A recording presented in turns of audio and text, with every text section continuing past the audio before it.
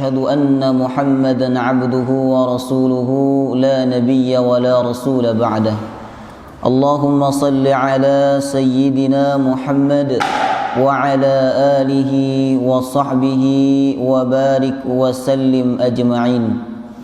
قال الله تعالى في القرآن الكريم وهو أصدق القائلين: يا أيها الذين آمنوا اتقوا الله حق تقاته ولا تموتن إلا وأنتم مسلمون. يا أيها الذين آمنوا اتقوا الله وقولوا قولا سديدا يصلح لكم أعمالكم ويغفر لكم ذنوبكم ومن يطع الله ورسوله فقد فاز فوزا عظيما. اللهم إنا نسألك علما نافعا ورزقا طيبا وعملا متقبلا. اللهم إنا نعوذ بك من علم لا ينفع وقلب لا يخشع وعمل لا يرفع ودعاء لا يسمع. اللهم أنت يا ميسر يسر أمورنا أمور الدنيا والآخرة آمين يا رب العالمين. Hadirin hadirat Bapak Ibu jamaah rahimakumullah, Assalamualaikum warahmatullahi wabarakatuh. Alhamdulillah, kita memuji dan bersyukur kepada Allah Subhanahu wa taala. Pagi hari ini kita dimudahkan oleh Allah untuk kembali datang ke masjid, salat berjamaah subuh dan duduk di dalam majlis ilmu, majlis yang dimuliakan Allah Subhanahu wa taala dan Rasulnya. Semoga amal ibadah kita pagi hari ini diterima oleh Allah Subhanahu wa taala dengan penerimaan yang terbaik. Amin ya rabbal alamin. Jamaah rahimakumullah, hari ini kita telah memasuki tanggal 21 daripada bulan Sya'ban. Artinya sebentar lagi kita akan kedatangan tamu yang mulia, tamu yang agung, tamu yang membawa banyak keberkahan dan rahmat dari Allah Subhanahu wa taala. Tamu itu bernama Syahrul Ramadan alladzi unzila fihi al-Qur'an hudan lin-nas wa bayyinatin minal huda wal furqan. Maka tentu kita sebagai orang beriman yang merindukan pahala dilipat gandakan oleh Allah, merindukan salat tarawih bersama, merindukan tadarus bersama, merindukan iftar bersama, merindukan sahur bersama, merindukan salat malam dan merindukan Lailatul Qadar. Tentu semakin mendekati Ramadan, maka hati kita akan semakin bahagia, semakin senang dan semakin gembira. Ini diperintahkan oleh Allah Subhanahu wa taala dalam Al-Qur'an surah Yunus. Allah berfirman, "Qul bi fadlillah wa bi rahmatihi fabidzalika falyafrahu." Qul, sampaikan kepada umatmu Muhammad, bi fadlillah, dengan karunia Allah, wa bi rahmatihi, dan dengan rahmat Allah, fabidzalika falyafrahu, hendaklah mereka berbahagia, hendaklah mereka bergembira. Ramadan adalah karunia yang diberikan oleh Allah Subhanahu wa taala kepada umat Nabi Muhammad sallallahu alaihi wasallam. Ibarat apabila kita dikabarkan bahwa bulan yang akan datang ini kita mendapatkan hadiah yang besar, hadiah yang istimewa, maka semakin hari semakin mendekati kita mendapatkan hadiah itu, Bapak Ibu, niscaya kita akan semakin bahagia, kita akan semakin senang. Ramadan adalah hadiah yang diberikan oleh Allah Subhanahu wa taala kepada kita umat Islam. Karena siapapun yang beribadah di bulan Ramadan, maka pahalanya dilipat gandakan oleh Allah Subhanahu wa taala. Dan di bulan Ramadan ini ada satu keistimewaan, ada satu kemuliaan yang tidak dimiliki oleh bulan-bulan yang lain, yaitu Lailatul Qadar, malam Al-Qadar. Siapapun yang beribadah pada malam itu, Allah Subhanahu wa ta'ala catat lebih baik daripada orang yang beribadah selama 1000 bulan. Maka tentu jamaah rahimakumullah, ini sangat menggiurkan. Oleh karenanya semakin mendekati Ramadan, tentu kalau iman kita benar, maka kita akan semakin bahagia, semakin senang dan bergembira akan datangnya bulan suci Ramadan. Kegembiraan itu dibuktikan dengan ucapan marhaban ya Ramadan. Marhaban ya Ramadan. Marhaban secara umum artinya selamat datang wahai bulan Ramadan. Tapi kalau kita merujuk kepada kamus Al-Ma'ani, ini kamus terlengkap, sementara kamus terlengkap dalam bahasa Arab. Dalam kamus Al-Ma'ani disebutkan bahwa marhaban berasal dari kata rahban. Kata marhaban Bapak Ibu, kata yang bentuknya marhaban disebutkan oleh Al-Quran 2 kali di surah yang sama, yaitu surah Shad ayat 59 dan ayat 60. Hadza faujum muqtahimun ma'akum la marhaban bihim innahum salun nar. Qalu bal antum la marhaban bikum antum qaddamtumuhu lana fabi'sal qarar. 2 kali Allah menyebut kata marhaban dalam Al-Quranul Karim. Dalam kamus Al-Ma'ani, marhaban berasal dari akar kata rahban. Rahban artinya luas, lapang dan lebar. Maka ketika kita mengucapkan marhaban ya Ramadan, wahai Ramadan, aku sambut engkau dengan hati yang lapang. Aku sambut engkau dengan hati yang gembira. Aku sambut engkau dengan hati yang lebar. Aku senang dengan kedatangan engkau. Cuman orang senang terhadap bulan Ramadan ini ada 2 macam Bapak Ibu, yang disebutkan dalam beberapa kitab. Pertama adalah orang yang senang karena urusan dunia, dia lebih banyak mendapatkan keuntungan di bulan Ramadan. Tentu kesenangan yang seperti ini tidak bernilai di hadapan Allah Subhanahu wa ta'ala, dan bukan yang dimaksud oleh Allah dalam Quran surah Yunus. Kemudian yang kedua, senang karena kemuliaan bulan Ramadan. Senang karena di bulan Ramadan Allah Subhanahu wa ta'ala banyak menurunkan rahmat dan ampunan. Maka kegembiraan, kesenangan, kebahagiaan yang semacam inilah yang bernilai di hadapan Allah Subhanahu wa ta'ala. Jamaah rahimakumullah, sebagai bentuk kesenangan, kebahagiaan dan kegembiraan akan datangnya bulan suci Ramadan, tentu kita sebagai orang beriman akan mempersiapkan bekal untuk menyongsong datangnya bulan suci Ramadan.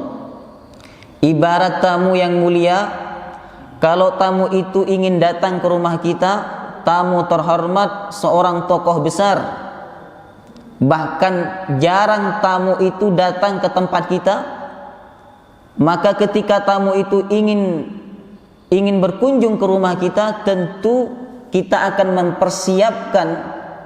mempersiapkan segala halnya jauh-jauh hari sebelum tamu itu datang.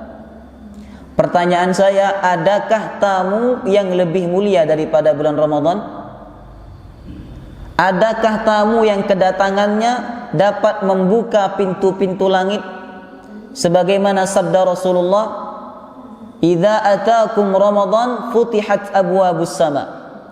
Apabila datang kepada kalian bulan Ramadan, maka pintu-pintu langit dibuka oleh Allah Subhanahu wa ta'ala. Ini bahasa kinayah Bapak Ibu. Yang dimaksud pintu-pintu langit dibuka adalah sangat mudahnya rahmat dan ampunan Allah Subhanahu wa ta'ala diturunkan pada bulan Ramadan. Sehingga Nabi bersabda dalam hadisnya, uffil liqaumin man adraka Ramadan wa lam yughfar lah. Celakalah seseorang yang mendapati bulan Ramadan tapi dia tidak mendapatkan ampunan dari Allah Subhanahu wa taala.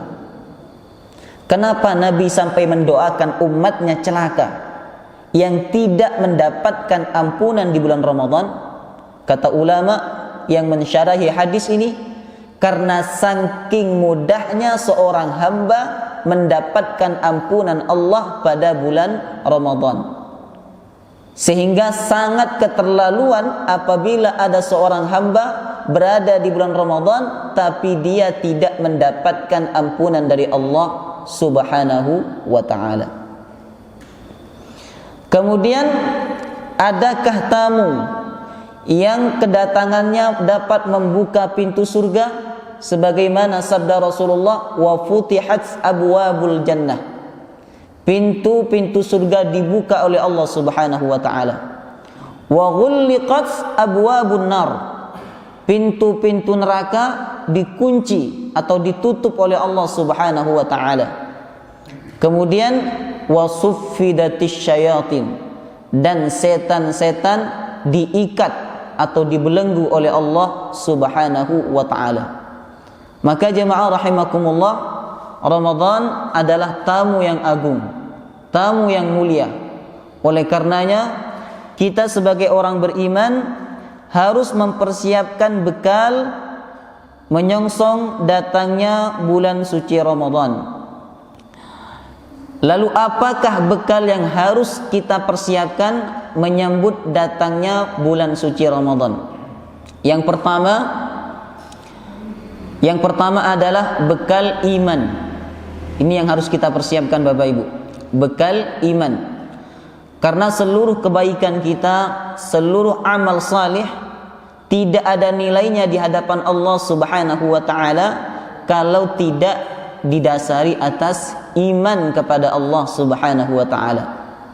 Termasuk juga ibadah puasa di bulan Ramadan dan ibadah-ibadah yang lain yang kita kerjakan di bulan Ramadan akan sangat berkurang nilainya, bahkan bisa jadi kita tidak mendapatkan nilai apa-apa dalam ibadah yang kita lakukan di bulan Ramadan apabila tidak didasari atas iman kepada Allah Subhanahu wa taala. Maka Rasulullah tegas mengatakan dalam sebuah hadisnya, man shama Ramadan imanan wahtisaban ghufira lahu ma taqaddama min dhanbi. Siapa yang berpuasa di bulan Ramadan imanan dengan iman, berarti iman ini sangat ada kaitan erat dengan prestasi ibadah puasa kita di bulan Ramadan. Imanan dengan iman, wahtisaban dan ikhlas. Apa buah daripada ibadah puasa yang dengan iman dan ikhlas? Ghufira lahu ma taqaddama min dhanbi. Allah Subhanahu wa taala pasti akan mengampuni dosa-dosanya yang sudah lalu. Kalimatnya menggunakan fi'il madhi. Ada fi'il mudhari', ada fi'il madhi, ada fi'il amar. Fi'il madhi yang digunakan dalam hadis itu menunjukkan makna lil itsbat, pasti. Orang yang berpuasa dengan pendekatan iman dan ikhlas karena Allah Subhanahu wa taala, pasti dia mendapatkan ampunan Allah Subhanahu wa taala. Oleh karenanya jemaah rahimakumullah, apabila kita membaca dan memahami Quran surah Al-Baqarah ayat 183, ketika Allah perintahkan untuk melaksanakan ibadah puasa, yang Allah panggil dari diri kita adalah iman. Padahal kita ini punya banyak status. Status kita sebagai hamba Allah, status kita sebagai manusia, status kita sebagai orang yang berakal, orang yang memiliki nafsu. Tapi ketika Allah memerintahkan kita untuk melaksanakan ibadah puasa, yang Allah panggil adalah iman. Perhatikan ayatnya. Ya ayyuhalladzina amanu kutiba alaikumus shiyam kama kutiba alal ladzina min qablikum la'allakum tattaqun. Wahai orang-orang yang beriman, kutiba alaikumus shiyam, diwajibkan atas kalian berpuasa. Kama kutiba 'alal ladzina min qablikum, sebagaimana kewajiban yang pernah ditetapkan oleh Allah Subhanahu wa taala kepada orang-orang sebelum kalian. Jadi syariat ibadah puasa ini Bapak Ibu tidak hanya disyariatkan oleh Allah kepada umat Nabi Muhammad, tapi Allah juga syariatkan dan Allah juga wajibkan kepada umat-umat terdahulu. Kalau kita merujuk kepada pendapat Imam Al-Qurtubi, ibadah puasa itu termasuk ibadah tertua. Ada 3 ibadah tertua dalam agama samawi: kurban, puasa, kemudian salat. Maka jemaah rahimakumullah, ibadah puasa ini tidak hanya diperintahkan oleh Allah kepada umat Nabi Muhammad, tapi juga diperintahkan oleh Allah kepada umat-umat terdahulu. Hanya saja kita diberikan syariat puasa oleh Allah lebih ringan dibandingkan umat-umat terdahulu. Kalau kita bandingkan syariat puasa Nabi Muhammad dengan syariat puasa Nabi Zakaria, lebih berat syariat puasanya Nabi Zakaria alaihissalam, atau yang kita kenal dengan puasa Maryam. Puasa Maryam itu selain menahan lapar dan haus, dia juga harus menahan bicara. Tidak boleh bicara. Bicara satu kata, batal puasanya. Tentu ini memberatkan kalau seandainya disyariatkan oleh Allah Subhanahu wa taala kepada kita umat Nabi Muhammad. Kemudian ada lagi puasa Daud. Dahulu pada zamannya Nabi Daud alaihissalam, puasa ini wajib. Sehari puasa, sehari tidak. Sehari puasa, sehari tidak. Sehari puasa, sehari tidak. Sedangkan pada syariat Nabi Muhammad sallallahu alaihi wasallam, puasa Daud menjadi puasa sunnah. Dan puasa sunnah yang paling dicintai oleh Allah Subhanahu wa taala adalah puasa Daud. Maka jemaah rahimakumullah, ketika Allah Subhanahu wa taala perintahkan kepada kita untuk melaksanakan ibadah puasa, yang Allah panggil adalah iman. Ini artinya bahwa Allah Subhanahu wa taala ingin kita melaksanakan ibadah puasa dan ibadah-ibadah yang lain di bulan suci Ramadan dengan pendekatan iman, bukan hanya dengan pendekatan fisik. Kalau dengan pendekatan fisik, hanya dengan pendekatan fisik Bapak Ibu, mohon maaf, hewan itu lebih hebat daripada kita. Karena ada beberapa hewan yang mampu menahan lapar, mampu menahan haus sampai 30 hari. Seperti onta yang Allah takdirkan hidup di padang pasir, maka onta satu kali makan, dia mampu tidak makan dan tidak minum sampai 30 hari. Artinya kalau kita berpuasa hanya dengan pendekatan fisik, tentu puasa kita, mohon maaf, apa bedanya puasa kita dengan hewan? Maka dibutuhkan satu pendekatan lagi, yaitu pendekatan iman. Sehingga yang berpuasa tidak hanya tenggorokan, tidak hanya perut, tapi lisan juga berpuasa, mata juga berpuasa, kemudian hati juga berpuasa. Maka dikatakan dalam hadis, idza asbaha ahadukum yauman shaiman fala yarfuth wala yajhal. Apabila ada di antara kalian masuk di waktu pagi, shaiman dalam keadaan puasa. Kalian berada di waktu pagi dalam keadaan puasa, apa pesan Rasulullah? Fala yarfuth. jangan berkata-kata kotor. Berkata-kata kotor itu contohnya berbohong, menghina orang lain, mengejek orang lain, menggosip atau menggunjing orang lain. Kata Rasulullah, fala yarfuth, jangan berkata-kata kotor. Dan perlu kita ketahui Bapak Ibu, bahwa di bulan Ramadan dosa yang paling mudah menggugurkan pahala daripada ibadah puasa kita itu adalah dosa lisan. Ini sangat mudah menggugurkan pahala daripada ibadah puasa kita. Maka Nabi bersabda dalam hadis yang lain, "Man lam yada' qaulaz zur fala siyama lahu." Siapa yang tidak meninggalkan ucapan yang tidak baik, fala siyama lahu, maka tidak ada puasa baginya. Puasanya tidak mendapatkan apa-apa di sisi Allah Subhanahu wa taala. Maka Rasulullah berpesan, apabila kalian berada di waktu pagi dalam keadaan puasa, fala yarfuth, jangan berkata-kata kotor. Kemudian yang kedua, wala yajhal, dan jangan berbuat jahil, menzalimi orang lain, mengambil haknya orang lain. Wa in syatamahu ahadun falyaqul inni shaim. Apabila ada seseorang yang mengejek kalian, yang menghina kalian, yang mengolok-ngolok kalian, dan kalian punya hak untuk membalas ejekan dia, falyaqul, maka ucapkanlah inni shaim, saya sedang puasa. Disuruh nyebut oleh Nabi.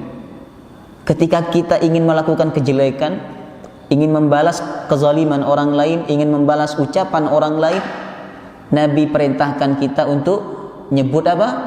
Inni shaim, saya sedang puasa. Bukan untuk pamer Bapak Ibu, tapi untuk mengingatkan diri kita bahwa saat ini kita sedang berpuasa. Kita ingatkan lisan kita, inni shaim, saya sedang berpuasa. Kita ingatkan mata kita, inni shaim, saya sedang berpuasa. Dan kita ingatkan hati kita, inni shaim, saya sedang berpuasa. Tentu kita tidak ingin kita sudah menahan lapar dan haus dari subuh sampai maghrib, tapi kita tidak mendapatkan apa-apa daripada ibadah puasa gara-gara kita tidak bisa mengkontrol lisan kita, tidak bisa mengendalikan mata dan hati kita dalam melakukan perbuatan-perbuatan yang negatif yang dilarang oleh Allah Subhanahu wa taala. Maka kata Nabi, ada orang yang puasanya tidak batal tapi pahalanya tidak ada. Kam min shaimin laisa lahu min siyamihi illal ju' wal 'atash. Betapa banyak orang yang berpuasa, dia tidak mendapatkan apa-apa daripada ibadah puasanya, illal ju' wal 'atash, kecuali lapar dan haus. Oleh karenanya jemaah rahimakumullah, ketika Allah Subhanahu wa taala perintahkan kita untuk melaksanakan ibadah puasa, yang Allah panggil adalah iman. Ya ayyuhalladzina amanu, wahai orang-orang yang beriman. Artinya apa? Sangat dibutuhkan pendekatan iman dalam melaksanakan ibadah puasa. Tidak hanya ibadah puasa Bapak Ibu, baca Al-Quran, sholat tarawih. Kalau tidak menggunakan pendekatan iman, maka baca Quran kita tidak mungkin banyak di bulan Ramadan. Kalau kita tidak menggunakan pendekatan iman, kita akan mudah capek, kemudian tidak istiqamah dalam menjalankan ibadah-ibadah di bulan suci Ramadan. Ada satu kisah menarik ini. Ada seorang mahasiswa Indonesia, ya, ada seorang pemuda yang jadi mahasiswa di Mesir, Al-Azhar Mesir. Kemudian Ramadan pertama ketika dia di Mesir, dia sholat di sebuah masjid, dan kebetulan masjid itu Bapak Ibu satu malamnya menghatamkan Al-Quran dalam sholat tarawihnya 1 juz. Kemudian mahasiswa dia tidak tahu bahwa di masjid itu satu malam menghatamkan Al-Quran 1 juz. Maka dia pun sholat tarawih. Tidak terbiasa dia melaksanakan sholat tarawih satu malam 1 juz di Indonesia. Karena biasanya di Indonesia itu yang dibaca adalah dari Alhaakumut Takatsur sampai surah An-Nas, ya toh. Kalau yang ngambil 20, yang mengambil 11 membacanya mungkin lebih panjang daripada itu. Maka pada malam yang kedua, ketiga dan seterusnya, mahasiswa ini tidak lagi sholat di masjid tersebut. Dia cari masjid lain yang bacaannya lebih pendek. Maka jemaah rahimakumullah, seiring berjalannya waktu, ketika malam terakhir sholat tarawih, maka mahasiswa itu ingin menutup sholat tarawihnya di masjid yang pertama. Dia ingin berlama-lama di dalam sholat tarawihnya, maka dia pun datang kepada masjid yang pertama dia sholat tarawih. Saat itu dia datang dengan niat yang kuat untuk mengikuti sholat tarawih yang panjang. Maka jemaah rahimakumullah, ketika dia berada di masjid tersebut, dia melihat ada seorang kakek, ya, yang dia lihat ketika malam pertama dia melihat kakek itu, dan ketika malam terakhir dia juga melihat kakek itu berdiri tegak di belakang imam, khusyuk mengikuti sholat berjamaah sholat tarawih.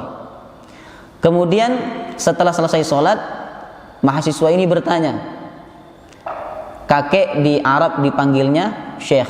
Ya Syekh, apakah antum mengikuti sholat tarawih ini dari malam pertama Ramadan sampai malam terakhir daripada bulan Ramadan? Iya. Ada apa, kata syekhnya? Kemudian mahasiswa itu bertanya, apakah syekh tidak keberatan? Apakah syekh tidak capek mengikuti salat tarawih di masjid ini yang bacaannya panjang karena satu malam 1 juz? Apa kata syekh itu, Bapak Ibu? Nah, kalau kita salat dengan pendekatan fisik, maka kita akan mudah mengeluh dan mudah bosan. Tapi kalau kita salat dengan pendekatan iman, kita tidak akan mudah capek dan tidak akan mudah bosan serta mengeluh dalam menjalankan salat tarawih. Yang lebih ironis lagi itu, Bapak Ibu, sudah salat tarawihnya singkat, bacaannya pendek. Yang dicontohkan oleh Rasulullah SAW, kalau salat malamnya itu kita ambil yang 11, maka bacaannya usahakan panjang. Usahakan bacaannya panjang, karena Nabi SAW melaksanakan sholat malam di bulan Ramadan itu mulai dari ba'da isya sampai menjelang subuh. Yang 11 rakaat itu dari ba'da isya sampai menjelang subuh. Kata Umar bin Khattab, oh kita tidak mampu seperti Nabi. Maka Umar bin Khattab mengubahnya jadi angkanya diperbanyak, tapi bacaannya pendek. Kalau sholat tarawihnya 20, bacaannya sedang. Tapi kalau sholat tarawihnya 11 dengan witir, bacaannya panjang. Gimana? Siap ya? Saya pernah imam di sebuah masjid ambil 11. Request jemaahnya, Ustadz jangan panjang-panjang. Ini sudah 11 rakaat, mintanya yang pendek-pendek. Maka jemaah rahimakumullah, sangat dibutuhkan pendekatan iman dalam menjalankan ibadah puasa dan ibadah-ibadah yang lain di bulan Ramadan, sehingga kita benar-benar khusyuk dan fokus melaksanakan ibadah-ibadah tersebut di bulan suci Ramadan. Itulah bekal pertama yang harus kita persiapkan menyongsong datangnya bulan Ramadan. Kemudian bekal yang kedua yang harus kita persiapkan menyongsong datangnya bulan Ramadan adalah bekal ikhlas. Karena Nabi kita SAW bersabda sebagaimana tadi yang sudah saya sampaikan, man shama Ramadan imanan wahtisaban. Siapa yang berpuasa di bulan Ramadan imanan dengan iman, wahtisaban dan ikhlas. Amal yang kita lakukan di bulan Ramadan dari ibadah puasa, salat malam, baca Quran dan lain sebagainya, kalau kita tidak dasari atas ikhlas kepada Allah Subhanahu wa taala, maka amal itu tidak ada nilai di hadapan Allah. Ulama berkata, al-amal bila ikhlas kal jasad bila ruh. Amal tanpa ikhlas ibarat jasad tanpa ruh, tidak ada nilainya. Imam Al-Ghazali dalam kitab Ihya Ulumuddin beliau berkata, an-nasu kulluhum halka illal alimun. Manusia semuanya celaka illal alimun, kecuali orang-orang yang alim, orang yang berilmu. Wal amiluna halka illal amilun. Orang-orang yang berilmu pun juga bisa celaka, kata Imam Al-Ghazali, illal amilun, kecuali orang yang mengamalkan ilmunya. Wal amiluna halka illal mukhlasun. Dan orang-orang yang beramal itu akan celaka kecuali mereka yang ikhlas. Maka jemaah rahimakumullah, bekal yang harus juga kita persiapkan menyongsong datangnya bulan Ramadan adalah bekal ikhlas. Puasa yang kita lakukan dengan ikhlas karena Allah. Bacaan Al-Quran yang kita lakukan ikhlas karena Allah Subhanahu wa ta'ala pada bulan suci Ramadan, insya Allah puasa kita dan ibadah-ibadah yang lain di bulan Ramadan akan mengantarkan kita menjadi hamba yang mendapatkan ampunan Allah, dan puasa kita insya Allah akan menjadi puasa yang dirindukan oleh surga Ar-Rayyan. Kemudian yang ketiga yang harus kita persiapkan menyongsong datangnya bulan Ramadan adalah bekal doa. Banyak berdoa kepada Allah Subhanahu wa ta'ala agar kita disampaikan pada bulan Ramadan. Di dalam kitab Lataiful Ma'arif yang ditulis oleh Ibnu Rajab Al-Hambali, disebutkan ada seorang salaf namanya Yahya bin Salam. Yahya bin Salam berdoa kepada Allah agar disampaikan kepada bulan Ramadan. Doanya, Allahumma sallimni ila Ramadan wa sallim li Ramadan wa tasallamhu mutaqabbalan. Doa ini dibaca oleh Yahya bin Salam 6 bulan sebelum Ramadan tiba. Masya Allah ya, 6 bulan sudah persiapan. Sedangkan kita persiapan menuju Ramadan paling lambat itu paling jauh dari Ramadan itu 2 bulan, ketika masuk bulan Rajab. Makanya tarhib Ramadan ini paling lambat sebenarnya bulan Rajab atau bulan-bulan sebelum Rajab, supaya orang-orang punya persiapan yang matang untuk menyongsong datangnya bulan suci Ramadan. Doa ini dibaca oleh Yahya bin Salam 6 bulan sebelum Ramadan tiba. Maka jemaah rahimakumullah, banyak berdoa kepada Allah agar kita disampaikan kepada bulan Ramadan. Ada satu doa yang sering dibaca oleh sebagian orang dalam riwayat Imam At-Tabrani, tapi hadisnya dhaif. Doanya, Allahumma barik lana fi Rajab wa Sya'bana wa ballighna Ramadan. Ya Allah, berkahi kami di bulan Rajab, Sya'ban, dan sampaikan kami pada bulan Ramadan. Boleh membaca doa ini Bapak Ibu, karena dalam kitab Al-Adhkar yang ditulis oleh Imam An-Nawawi mengamalkan hadis dhaif itu dalam fadailul a'mal boleh-boleh saja. Yang tidak boleh itu dalam masalah hukum dan dalam masalah akidah. Ketika kita sampai pada bulan Ramadan, jangan putus berdoa kepada Allah. Minta kepada Allah agar semangat yang Allah berikan di awal Ramadan Allah pertahankan sampai akhir Ramadan. Karena biasanya kita ini semangatnya di awal, menggebu-gebu. Kaum muslimin semangat di awal Ramadan sangat luar biasa. Masjid penuh, kemudian baca Al-Quran 1 hari 1 juz. Tapi masuk 10 kedua dan 10 ketiga sudah ada sudah berkurang jemaahnya. Baca Al-Qurannya berkurang, sholat malamnya berkurang, bahkan ada yang tarawihnya sudah berkurang. Oleh karenanya minta kepada Allah agar semangat di awal-awal Ramadan Allah pertahankan sampai akhir. Dan sebenarnya yang dicontohkan oleh Nabi Bapak Ibu, Semakin akhir itu seharusnya semakin semangat. Karena syariat iktikaf yang paling disunnahkan pada bulan Ramadan itu kapan? 10 terakhir. Kana Nabi sallallahu alaihi wasallam ya'takifu fil ashril awakhir. Nabi Muhammad sallallahu alaihi wasallam i'tikaf, dan beliau banyak melakukan i'tikaf fil ashril awakhir, di 10 terakhir daripada bulan Ramadan. Artinya apa? Semakin akhir seharusnya semakin semangat. Ibaratnya kita lomba lari, mau nyampe finish, mendekati finish itu harus semakin kencang larinya. Yang terjadi pada masyarakat Indonesia, semakin akhir justru semakin tidak semangat. Maka kita minta kepada Allah, ya muqallibal qulub, tsabbit qalbi ala dinik. Ya Allah yang maha membolak-balikkan hati, tetapkan dan istiqomahkan hatiku ala dinik, di atas agamamu.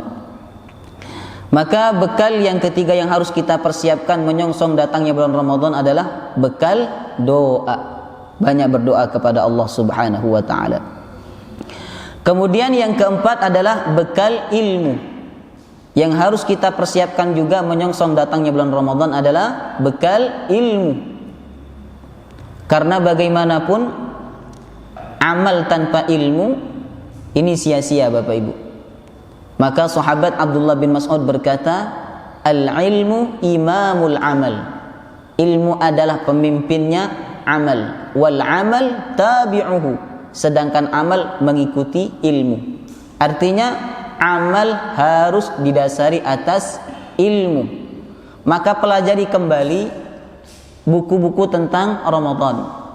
Pelajari kembali ilmu-ilmu yang berkaitan dengan bulan suci Ramadan. Dan kita hari ini datang ke masjid salah satunya adalah untuk mempersiapkan ilmu sebagai bekal menyongsong datangnya bulan suci Ramadan. Maka saya sering sampaikan, kita itu harus punya buku, paling tidak buku musiman ya.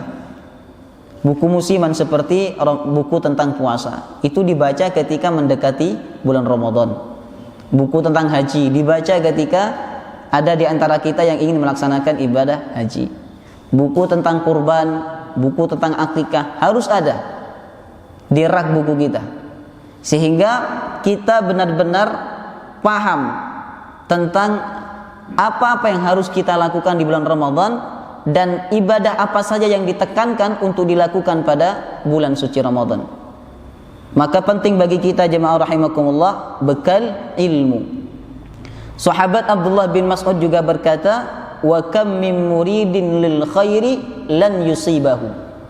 Betapa banyak orang yang ingin mendapatkan kebaikan, tapi dia tidak mendapatkan nilai daripada kebaikan itu gara-gara dia tidak punya ilmunya. Kemudian yang kelima yang harus kita persiapkan adalah bekal harta. Apa hubungannya harta dengan Ramadan? Karena sedekah di bulan Ramadan dilipat gandakan pahalanya oleh Allah Subhanahu wa taala. Makanya banyak orang bayar zakat mal itu kapan? Bulan Ramadan. Mendekati Idul Fitri mereka bayar zakat mal. Karena memang dalam hadisnya sedekah di bulan Ramadan itu dilipat gandakan oleh Allah Subhanahu wa taala. Tapi kalau semua bayar zakat mal di bulan Ramadan, tidak baik juga. Karena orang miskin itu makannya bukan hanya di bulan Ramadan. Maka jemaah rahimakumullah, bekal harta ini juga harus kita persiapkan menyongsong datangnya bulan Ramadan. Mungkin bisa kita programkan dari sekarang, kita nabung, cari uang, salah satunya kita sisihkan untuk sedekah Ramadan. Paling tidak sedekah untuk orang yang berbuka puasa. Karena Nabi bersabda, siapa yang memberikan makan orang yang berbuka puasa, maka baginya mendapatkan pahala sebagaimana pahalanya orang yang berpuasa. 10 nasi kotak dapat 10 pahala. 20 nasi kotak dapat 20. Ngoten. Maka ini tentu harus menjadi program kita di bulan suci Ramadan, bekal harta. Kemudian yang terakhir adalah bekal fisik. Penting juga kita mempersiapkan bekal fisik menyongsong datangnya bulan Ramadan, fisik yang sehat. Karena kita tidak ingin tidak bisa sholat tarawih gara-gara sakit. Tidak bisa banyak baca Quran gara-gara tenggorokan sakit. Ngoten. Maka jaga fisik kita, jaga kesehatan kita, tidur yang cukup, kemudian makan yang sehat, olahraga. Dan saat ini jemaah rahimakumullah banyak sekali sarana-sarana untuk membuat fisik kita sehat. Di antaranya olahraga, seperti goes, ngoten. Saat ini kan ngetren goes, Pak. Ngoten. Bahkan ibu-ibu juga ikut goes. Tidak apa-apa wanita goes, tapi jangan sampai menggunakan pakaian yang ketat. Kalau menggunakan pakaian yang ketat, kesehatan mungkin dia secara sehat dia dapatkan, tapi ketahuilah bahwa saat itu dia sedang berbuat dosa. Jadi selama dia bersepeda itu dia berbuat dosa. Karena apa? Banyak laki-laki yang melihat itu, sehingga itu menjadi penyebab 10 orang melihat dia, maka 10 dosa dia dapatkan. Ngoten. Maka jemaah rahimakumullah, persiapan fisik ini sangat penting untuk kita lakukan.